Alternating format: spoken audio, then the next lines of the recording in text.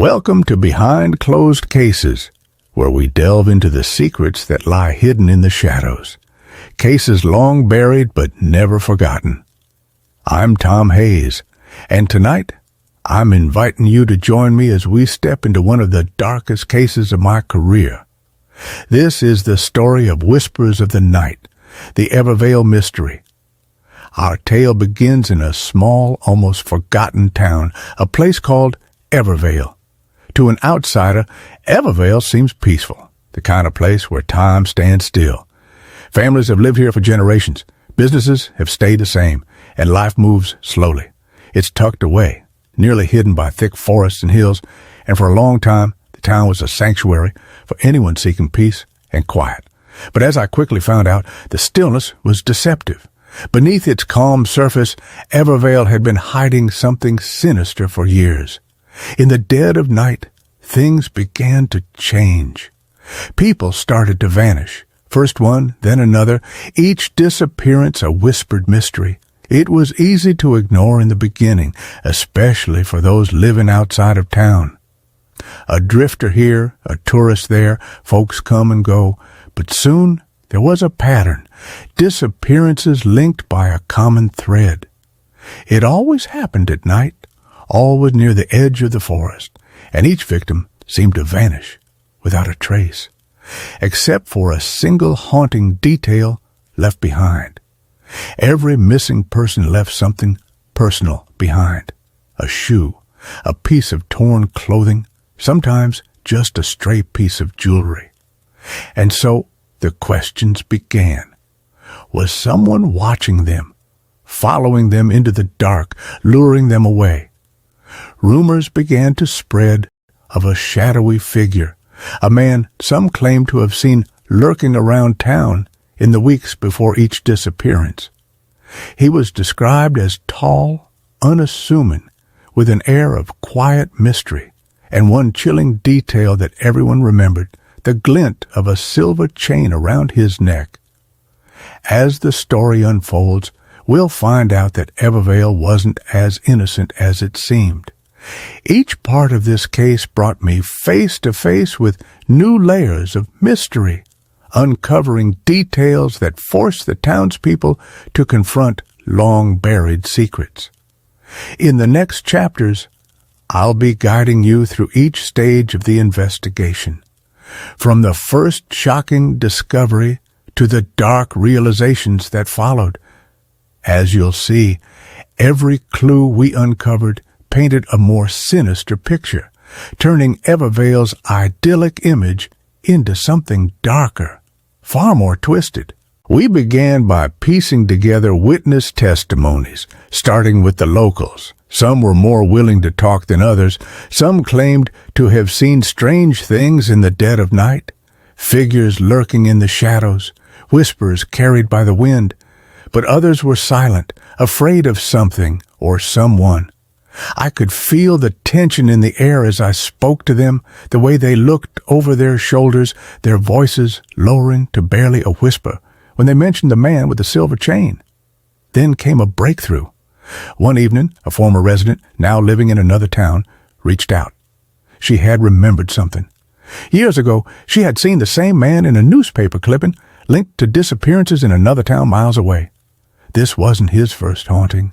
This man, whoever he was, had been moving from town to town, leaving a trail of vanishings behind him. We quickly uncovered more connections, old stories of curses, strange happenings, shadows moving through the town. People were terrified, and the more we dug, the more we realized that Evervale's dark history was tied to this man, and perhaps something even older than him. In one especially chilling moment, we found a diary entry from a victim, just days before she disappeared. Her words painted a picture of growing dread. She mentioned a pact, a promise she made to someone or something, in hopes it would protect her. But instead, it had marked her. As we continued, the pattern became clearer. This man, the one we began calling the Watcher, was deeply connected to Evervale's secrets. In fact, He seemed almost like a manifestation of the town's darkest fears, appearing wherever fear and suspicion thrived.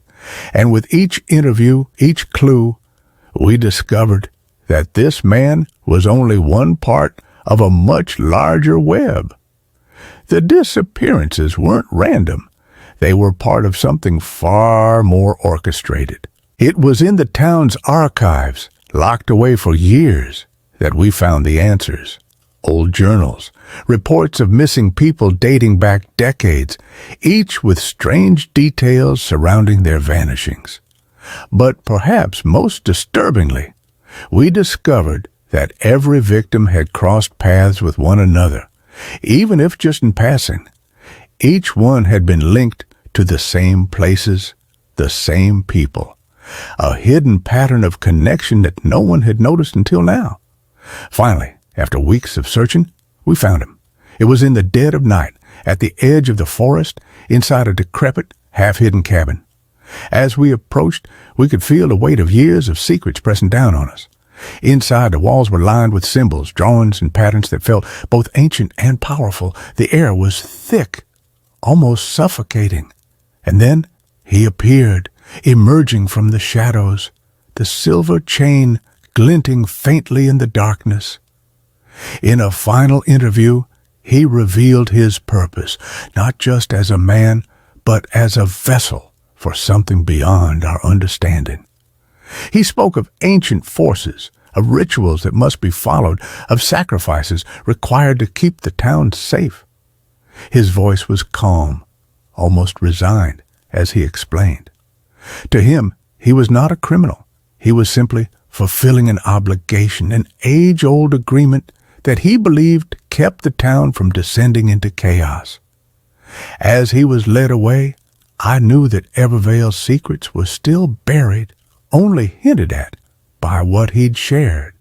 But there was one clear truth we couldn't ignore. Sometimes the darkest forces are the ones we cannot see, the ones that live in the quietest of towns, the calmest of places.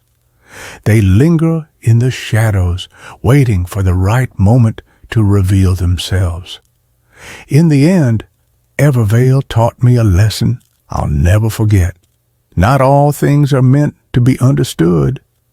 Some places carry an energy, a mystery that no investigation can ever fully solve.